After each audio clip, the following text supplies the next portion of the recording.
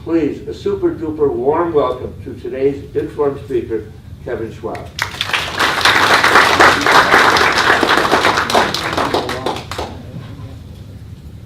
Louis, thank you. Thank you. Thank you for having me. Thank you, everybody, for coming out today. Before we get started, I'm going to hit you guys with a few questions here. First of all, how many of you were with us last year when I spoke on our preliminary report? Thank you for coming back. So you are probably among the most informed people in the community on this issue. You were probably in the middle of what we did ended up being about a 4-month really concentrated public engagement period on this topic. And I can tell you that last year alone we did more than 80 events like this. We spoke with more than 4,000 people in those events.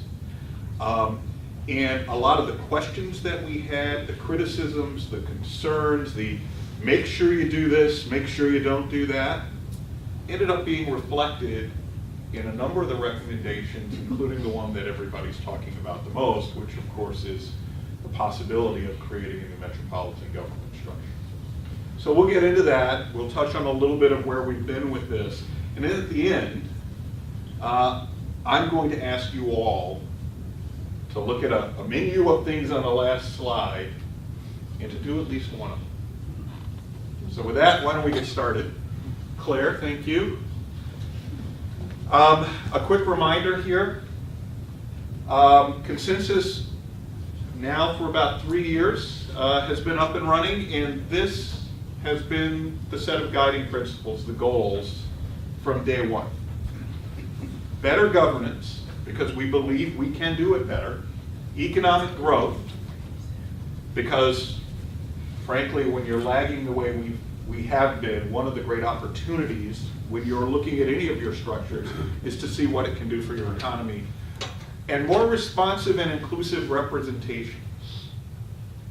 Because I think certain parts of our community enjoy that right now, and other parts maybe not as much, but in reality, I think we can be more responsive and more inclusive in the way we structure our local governance, and so we'll get into that a bit.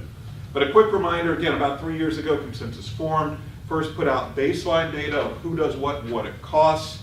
A year ago, it was our preliminary report that we discussed here. And now the final report to the community is out, and we are asking folks to take action. A quick reminder on the baseline, we're a county of about 470,000 people with a city of just under 150,000.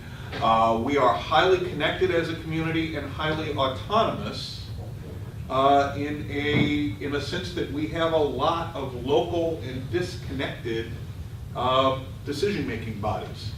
But we're highly connected when you realize that essentially 70 out of every 100 people here get up in one municipality and go to work somewhere else in a different municipality every day. And you say, well, why does that matter? Right? And I think I might have pointed out the potholes last year when we spoke, and I might have said something to the effect of, if you live in Manlius but you work in Syracuse and you hit a pothole on the way to work, it doesn't care that you don't live in Syracuse. The pothole example is very near and dear to me right now, since I just had to replace a set of tires over hitting a pothole.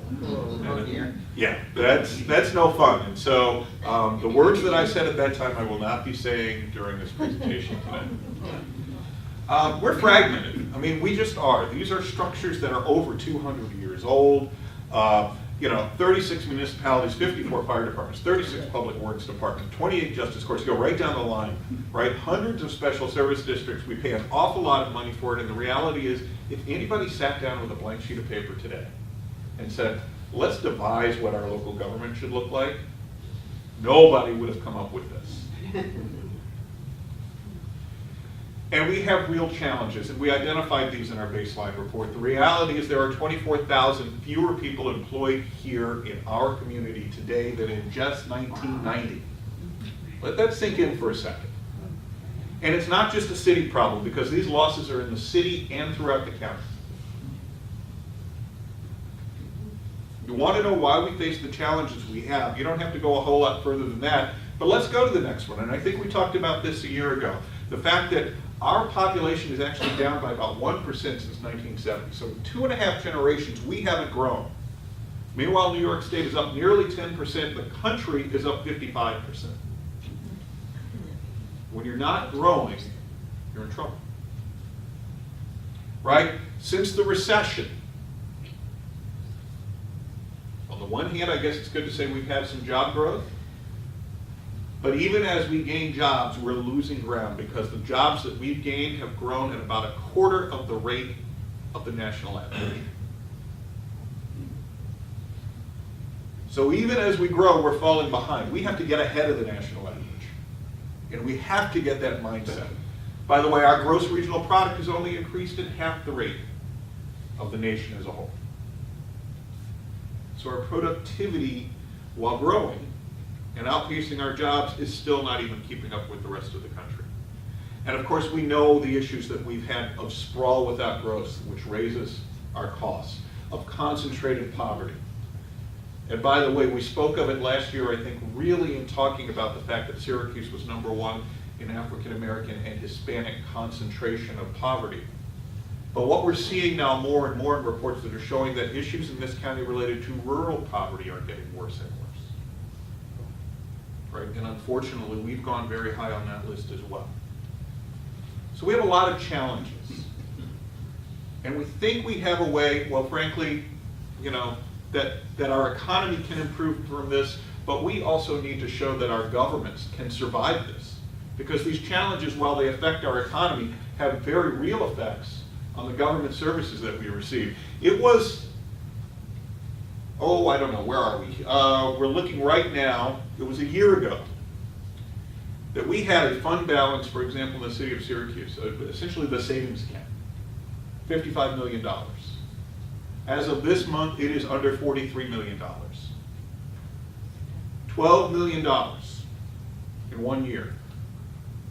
Okay, if we keep at that pace, by the end of 2020, the city of Syracuse is going to be broke. And oh, by the way, the mayor just proposed a budget that actually accelerates that pace. And I'm not picking on the mayor of Syracuse. She is making some incredibly difficult decisions. For a second, I thought it was me. She's making some incredibly difficult decisions. So I'm not going to stand here and, you know, be someone who bashes her for the choices she's made. Right? I mean, you look at the budget, you can't say she's not making difficult decisions and just raiding the bank account. Right? I talked about the potholes. Well, she's in this same budget, she's cutting the number of dollars in half to fix potholes. Or for street paving, anyway. You know, we know she's making difficult decisions. Nobody wants to be in that position. She'll be very quick to point out, look, more than half of my property is tax exempt. My state aid is flat. Right? You go right down the line. So when you look at that environment, you have to say at some point, we have to figure out a different formula. And lest that I pick on the city too much, it's not just the city. The blue dotted line here, let's go with the solid line first. That is spending growth over the last 10 years in our towns in Onondaga County. The blue dotted line represents the projected revenues over, or the projected spending based on those last 10 years, mapping those out over the next 10 years. So you simply say, how much did they grow over the last decade? Let's assume they grow over the same amount over the next decade. And then you put the growth of revenues there with a 2% tax cap, as has been imposed by the state. And what you have is a deficit. And the reality is the majority of our municipalities across Onondaga County are looking at trend lines like that. And by the way, if you're a village, it looks more like that.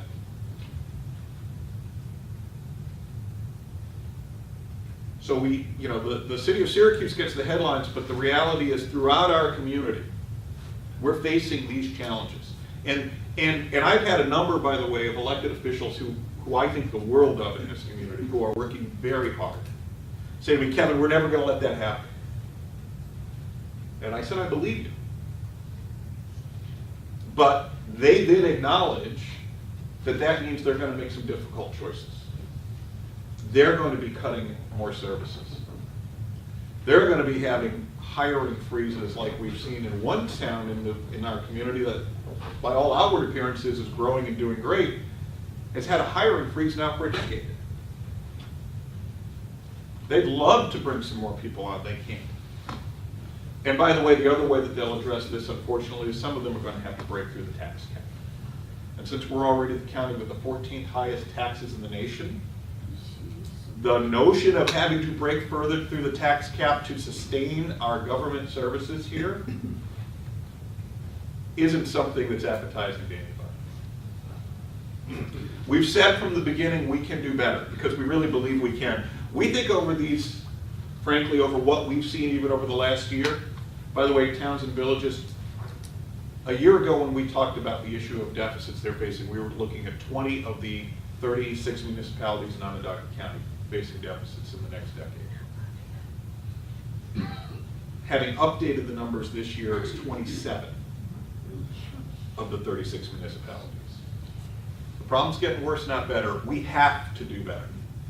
So a year ago, we did talk about what I mentioned, the fact that we took our preliminary recommendations across this community and we listened to what people had to say. We said, here's what we're proposing. What do you think? And we heard an earful. There was an awful lot of focus on understanding what we're talking about when we talk about a metro government. What we talk about when we say things like have been done in Nashville or Jacksonville or Indianapolis or Miami, you could go on and on. There are a number of places around the country that have done it. Places like Princeton, New Jersey, which have modernized their government in a similar fashion. There are a number of places around the country that have done this and done it successfully. But it is a paradigm shift, and I'll acknowledge that. So we heard from people who said, look, make me understand this. Let me figure out what you're talking about. So we'll get into that some more today. Schools, there were a lot of questions about schools, and we acknowledge that people are saying, why didn't you do the schools? And other people saying, don't do the schools. And I think a lot of it depends on where you are, to be frank. I can tell you what we did do was say this community ought to look at schools, but it ought to be done through a separate commission. It's not what we are doing right now. This is enough to tackle at once, right? The notion of how we organize our schools, because schools face a lot of the same challenges, unfortunately, and they're a driver of more than half of our taxes. You know, and we've gone through periods in the past. It's how we got so many hyphenated districts, right? We've gone through periods in the past where they've looked at this and said, what do we need to do? And the reality is those costs are going up. So we think that should be looked at. We have a couple of volunteers so far. If anybody else is like, wait a minute, how about me? Let me know. A universal desire for economic growth. That came out no matter where we were. A universal distrust of Albany. Wonder why. People saying, look, protect our representation and our access to government. Find ways to reduce the tax burden. Don't compromise our services. Help us understand what's already worked. We spent some time talking about that, and we are going to spend more time on that. And give us more detail. So that brings us to where we are now. New report. More detail. More pages. 50 recommendations, because one of them is actually in motion now. When Aqua, Onondaga County Water Authority, and the MWB, the Metropolitan Water Board, have announced they're getting together. And one of the things that made me so happy was they acknowledged we can provide better service and we can save you $1 million a year. Who would be opposed to that? Now, how many different ways can we find to do that again? Right? So we go into infrastructure, public safety, municipal operations, economic development, and governance. Each section has an overview on what we're talking about in the landscape, the recommendations that we're making, the rationale for those recommendations, the anticipated impacts, financial and otherwise, and who in the community gets us there. Those are accountability partners. So we will briefly touch on each of the sections, and then we'll spend most of our time on the the recommendation that everybody has spoken about the most. Infrastructure, there are 18 recommendations just related to infrastructure. Okay, and that includes things like water, wastewater, solid waste, and street and highway maintenance. And one of the recommendations, meaning there are 17 others in that section, but one of them is to create a core highway services area. Because one of the things that we saw was across the community, and if you went back to our first report that had the baseline data in it, it saw that unit costs for street and highway maintenance went down as the entity performing that street and highway maintenance, got larger. I mean, we have some that are literally, taking care of a mile or two of road. It becomes very expensive to operate that way. So one of the things that we said, and that we've seen done in other parts of the country, is to create what's called a core highway services area. Right? And think about it for plowing, for paving, etc. For maintenance, for striping. These are things that they all have to do. Right? But we have fractured in ways that are inefficient in terms of planning and that raise our costs. So when you create a core highway services area, you're talking about incorporating the city in public works along with its adjacent suburbs, particularly to the north, the east, and the west.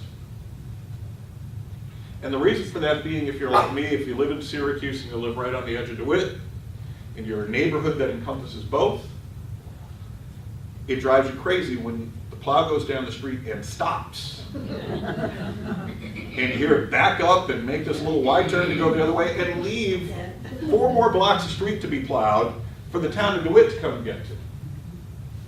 That's a waste. Now, there's no way that you can come up with a way of calling that anything but wasteful. And this is exactly what we're trying to address. We think that service can be better, it can be done at lower cost, it can be done faster. Apply that, and because it's done at lower cost, we get to up our maintenance on our roads, right? You take that money and you apply it to something else. We get to pave more miles of road, and we can use it. Remember my tires? Anyway, so that's just one example in there. And we think that by itself would save $2 to $3 million a year. Just doing that. Public safety, there are 8 recommendations, and they encompass corrections, law enforcement, emergency services, emergency medical services, and fire protection. And one of them is to create a consolidated police and sheriff's department. And I know some people go, wait a minute. But when you stop and think about it, we're paying for 2 largely similar policing agencies. And one of the things that can be done that is especially appealing to me is that if we bring them together, we actually get to put more officers on the road.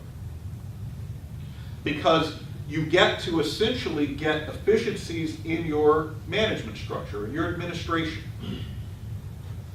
You don't need essentially 2 chief executives of your police agencies, right? You don't need 2 chiefs or a chief and a sheriff, as it would be. You don't need 2 entirely separate HR departments and different training standards, et cetera, right? And the protocols and different processes that they go through to get them ready. And in fact, you can do things like then invest in more technology and have more of those officers who are now inside be outside. So there's lots of opportunity to save there. We think that could save up to $6 million a year. So add that to the last recommendation. You see where this starts to go, right? It starts to grow.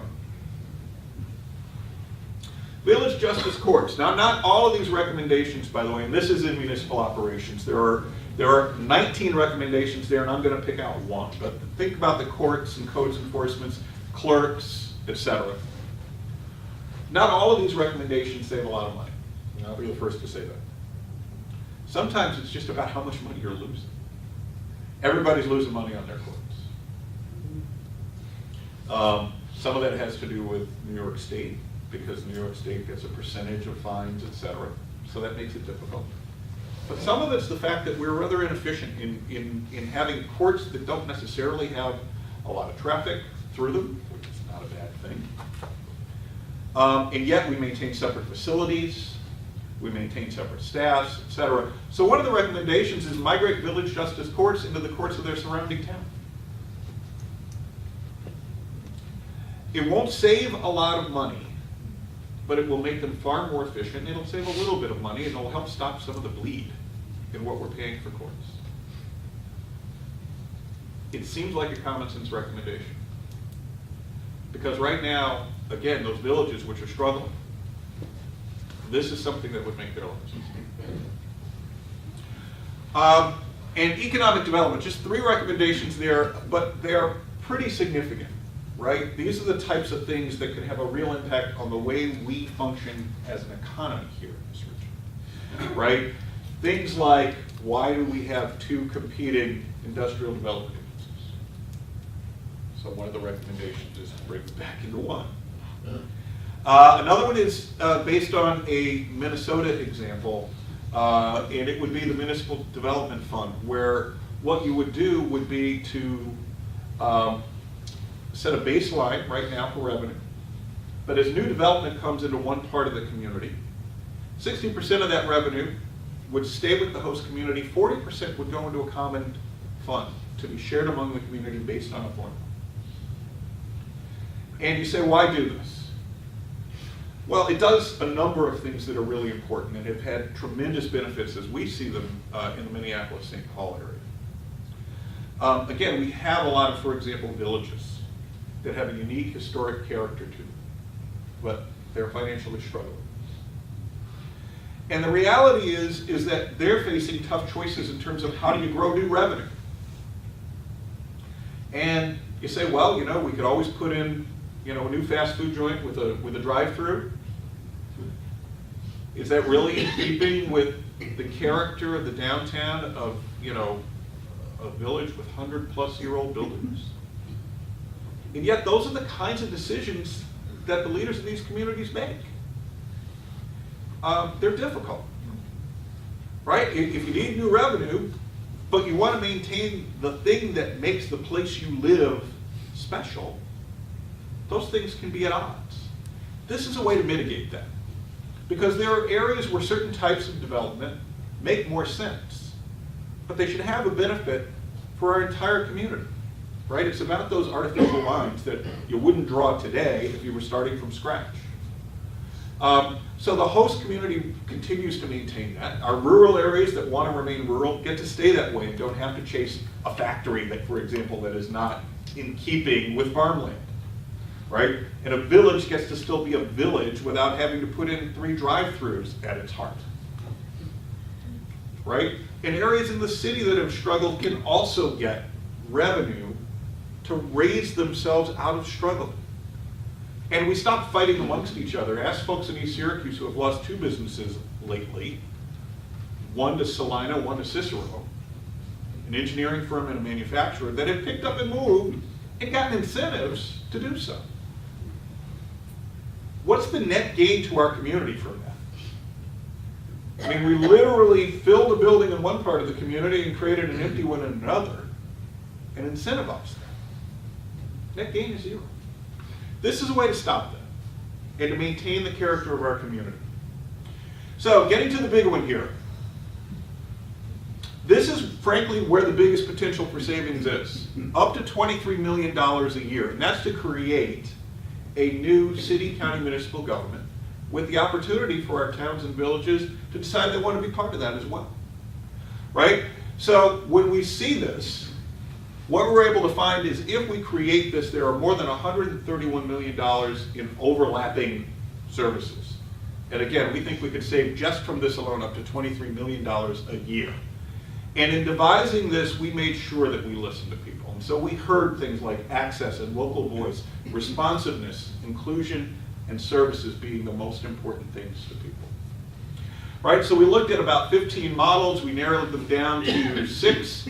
Our current is here on the right side, right here. If you look at the Syracuse Common Council and the county legislature, right now there are 26 voting seats, 27 in total. Okay. And 22 districts out of that. 4 at large combined, etc. The average residents per district right now about 28,000.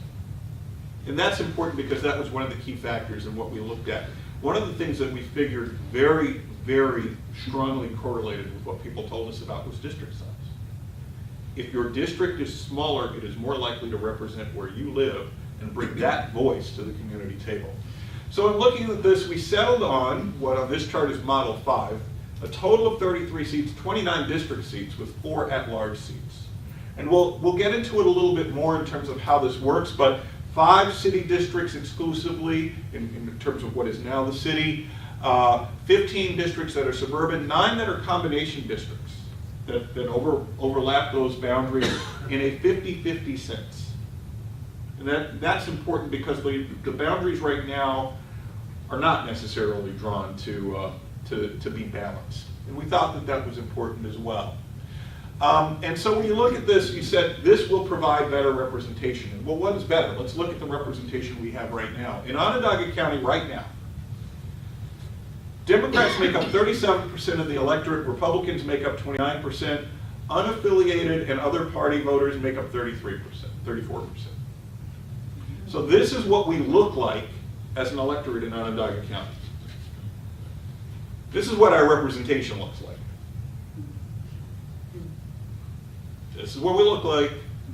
This is our representation. There are 13 Republicans and 4 Democrats in the county legislature right now. We believe we can do better. We believe that we can be more representative. Not to pick on the county, the city is in a similar boat. 55% Democrats, 15% Republicans, 23% unaffiliated, 7 in other parties. This is what it looks like on the Syracuse Common Council. This is what the voters look like, and this is what the council looks like. We think we can do better. Can you overflow that? I'm sorry? Can you overflow? I mean, lay one on top of Yeah. the other. We go back and forth. I can try okay, that. I got it. I can try that. I can see about laying one on top of the It's a other. graphic move, I think. One of the things that comes up too is the issue that we have of minority representation, and that gets raised quite a bit here. There are concerns that minority representation, we make sure to talk about this in all parts of the community, that minority representation would be hurt by a metropolitan government. And in fact, we examined communities that created a metropolitan government and found that it improved, and they're doing better than Syracuse is doing right now. Every one of those is the trend lines. On the left, Indianapolis, Jacksonville, Nashville. From the time they started to now, rather, in terms of how minorities in their community are represented. And this is important, and there are a number of reasons why. We think that, first of all, they were intentional about recognizing the issue in their community, and we have the same issue. They also started to act as one community, as opposed to a fractured community. Right? And I think you see those results when you do act as one community. It's important to work together. So, the idea being in putting together this structure based on what we heard better access, local voice, responsiveness, inclusiveness. We made a point of independently drawing districts so we don't end up with the disparity in the pie charts that we saw, because we think that that has a lot to do with it. Independent districting. Take it out of the party's hands. In the case of Louisville, which was most recent to do this, they gave it to an independent geographer at the University of Louisville. And we've seen improvements in their representation there as well.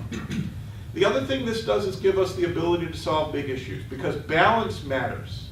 If we can work together, no one of these circles has a majority in our decision-making process by itself. It has to work with other parts of the community. So when we talk about acting as one community, the point is that you set up a structure that brings you together to do that. And once that's in place, I think we see more efficient, more long-range thinking, more representative thinking of individual communities, but also the community as a whole. And these go back to what we heard from people all last year. And again, the other big factor in this, we think, is the fact that this will bring government closer to the people. Our local government always needs to stay close to the people, right? And at 16,000 people per district, that's much closer than we see in the county legislature, much closer than we see on the Common Council. In Syracuse, it gives us greater access. It preserves community and neighborhood character. And it improves representation, we think, in every part of the community. And it'll have a real impact. We've done this before and we've seen positive benefits over and over again, whether it's the 911 center, the zoo, which went from being a zoo that people wanted to shut down in this community, to now being among the top 10% of zoos in the country in terms of its performance.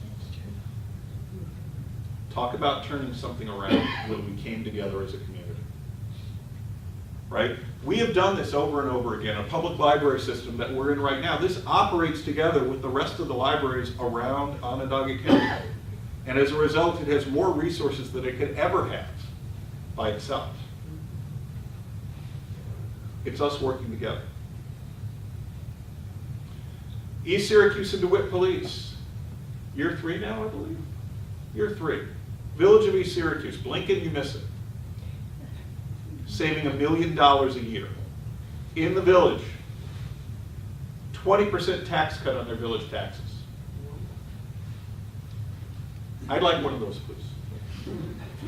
Southern Onondaga trash system. 4 towns, southeastern part of this county. Rural, right? Not a ton of people, lots of distance between houses. If you're operating a trash company, probably about the most expensive environment you could operate in, right? Covering lots of miles, not a lot of customers per se. They banded together, they're operating together. They're paying some of the lowest rates of anybody in the county. Why aren't we doing more of this? We talked about the consolidated highway services area, faster plowing, more frequent maintenance, faster repairs, lower unit costs, save $2 or $3 million a year if we could just work together on highway services. A case study of another one we've already done. Clay Police Department. 2009, the Clay Police Department entered into an agreement with the Onondaga County Sheriff's Department, maintained enhanced services there for about, what was it, the first 3 years, saved $900,000 a year. Determined that at that point they didn't need the enhanced services anymore, and so the town actually ended that agreement. You know, they still get response when they call 911. Haven't seen a crime wave. They're now saving $2.3 million a year compared to what they were paying when they had their own police department. Over 7 years, they've saved $12 million in the town of Clay alone. There are real savings to be had. So you put all of this together in terms of the recommendations and what we think we can accomplish, and we can save up to $33 million a year. And I've had some people say that's not a lot of money. Instead of $1.7 billion local cost of local government a year. But remember, that comes from a lot of different sources. Right? There's state and federal money feeding into that, there's sales tax feeding into that, there are a lot of things feeding into that. So let's just look at it compared to what we're paying in property taxes. Those are the savings. That's the entire City of Syracuse property tax levy. Think about that for a moment. That's the magnitude of these savings. That's the entire Onondaga County property tax levy. These savings represent about 23% of the entire county property tax levy, just based on efficiency. There's leverage. Assemblyman Sturpey has really taken a leadership position on this and saying, if we do this, if we make a better structure and take the lead in New York on modernizing government, we should have a partner in Albany. And there should be some skin in the game from all of it. So he's proposed legislation that would take our unique Medicaid mandate upwards of 20%, more than any other state in the nation by far, of the cost of Medicaid is paid for through local property taxes. If we do that, if the state assumed that because we took this leadership position, we would save almost $100 million a year. Now juxtapose that on the county property tax levy. 70% of the county property tax levy. That's what we could say. Put them together, almost the entire county property tax levy. $131.7 million a year every year. 10 years. These are local dollars. What could we do with $1.3 billion over the next decade?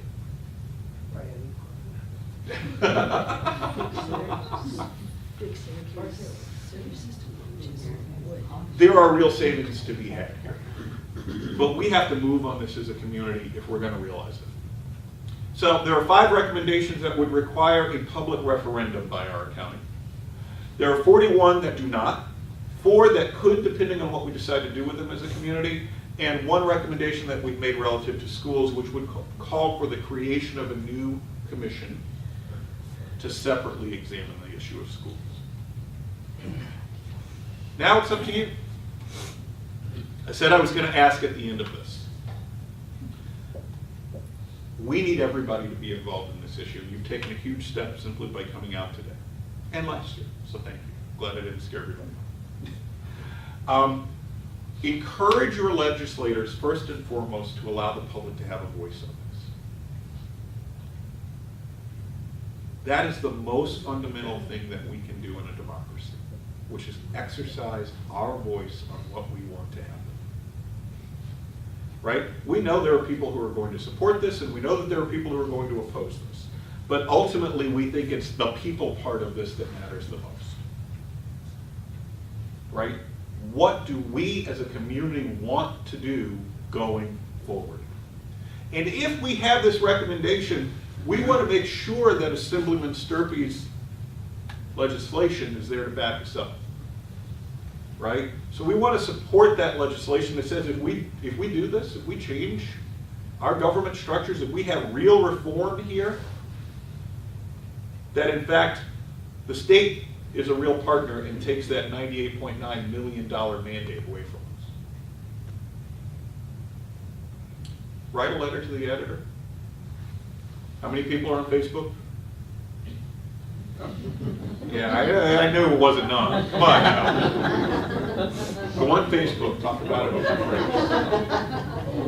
I was going, no. Come on now. And the other thing is Lewis has done it today, but everybody has organizations they're involved with. Encourage those organizations to host a presentation like this. We did it 80 times last year. We've done it well over 100 times. Overall, probably 150 to 200 times in the 3 years. But this conversation has to happen. And I don't know where it's going to end up, but I know I want it to end up with people having a chance to say yes or no. We shouldn't leave this up to other people. The future of our community is just too important for that. Thank you very much.